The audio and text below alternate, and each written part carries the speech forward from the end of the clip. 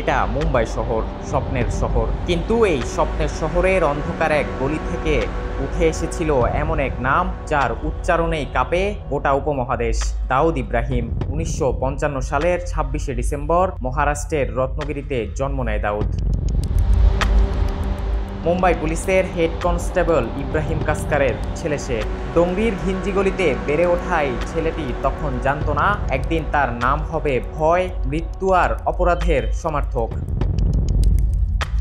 ছোটবেলাতেই school ছেড়ে দেয় দাউদ, শুরু করে ছোটখাটো চুরি, ছিনতাই আর চোরাচালান। সে সময় হাজি মাস্তান ছিল মুম্বাইয়ের অপরাধ জগতের রাজা। তার ছায়াতেই শিখেছিল দাউদ ক্ষমতা মানেই ভয় তৈরি করা।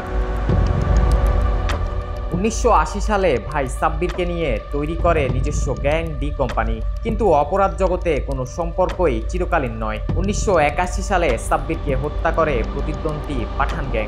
সেদিনই প্রতিজ্ঞা করেছিল দাউদ, আর কেউ নয়, আমিই হব একমাত্র রাজা। দাউদ পালিয়ে যায় দুবাই, আর সেখান থেকেই সে তৈরি করে আন্তর্জাতিক অপরাধ সাম্রাজ্য। ড্রাগ ট্রাফিকিং, অস্ত্র চোরাচালান, হাওলা ব্যবসা, খুন সবই ছিল ডি কোম্পানির রুটিন কাজ। ভারত, পাকিস্তান, বাংলাদেশ সহ আরব বিশ্বে ছড়িয়ে পড়ে তার অস্তিত্ব। ১৯৯৩ সালের ১২ই মার্চ গোটা ভারত কেঁপে ওঠে।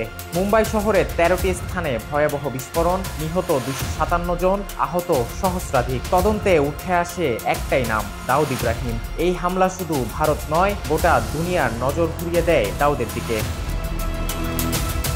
হামলার পর দাউদ হয়ে ওঠে ভারতের মোস্ট ওয়ান্টেড। যুক্তরাষ্ট্র ঘোষণা করে তাকে গ্লোবাল টেরোরিস্ট। পাকিস্তান যদিও বারবার অস্বীকার করে দাউদের উপস্থিতি, তবে গোয়েন্দারা বলছে সে এখনও করাচির কোনো এক গোপন প্রাসাদে রয়েছে।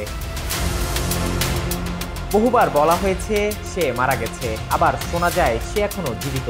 নতুন নাম আর ছদ্মবেশে হয়তো সে শুধু একজন ব্যক্তি নয়, হয়ে উঠেছে এক প্রতিষ্ঠান, এক ছায়া যাকে দেখা যায় না, শুধু অনুভব করা যায় তার অস্তিত্ব। একজন কনস্টেবলের ছেলে, ডোংরির রাস্তা থেকে শুরু করে বিশ্বজুড়ে ছড়িয়ে পড়া এক অপরাধ সাম্রাজ্যের গঠন। দাউদ ইব্রাহিমের গল্প শুধু অপরাধের নয়, এটি হলো ক্ষমতা, প্রতিশোধ এবং এক অন্ধকার রাজত্বের অনবদ্য গাথা।